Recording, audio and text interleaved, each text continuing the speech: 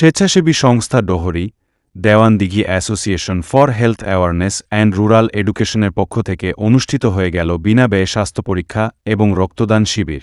এদিন ৪ আগস্ট ২০২৪ রবিবার বর্ধমান শহর সংলগ্ন দেওয়ানদিঘিতে ৪০ জন রক্তদাতা রক্তদান করলেন। রক্তদাতাদের উদ্দেশ্যে ডোহরির কৃতজ্ঞতা প্রকাশ। আপনার রক্তদানের মাধ্যমে একটি প্রাণ বাঁচানোর জন্য আপনাকে ধন্যবাদ। এটি আপনার মানবিকতার পরিচয়। আপনার জন্য আমরা গর্বিত। উপস্থিত সকল রক্তদাতাদের হাতে ডোহরির পক্ষ থেকে তুলে দেওয়া হল একটি করে চারাগাছ।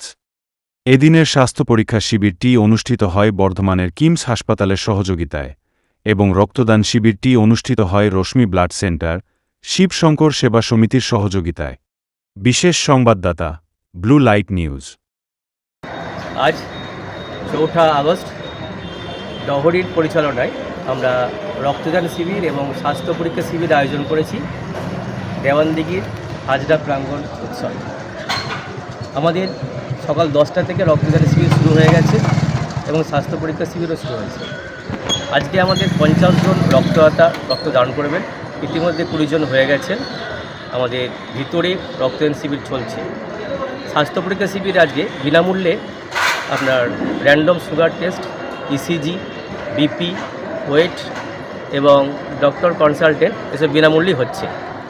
আমরা সারা বছরব্যাপী বিভিন্ন কর্মকাণ্ড করে থাকি, যেমন ক্যান্সার অ্যাওয়ারনেস, গরিব দুস্থ মানুষদের প্রসাদান করা, বিনামূল্যে বই বিতরণ করা, মক টেস্ট এসব নিয়ে থাকি।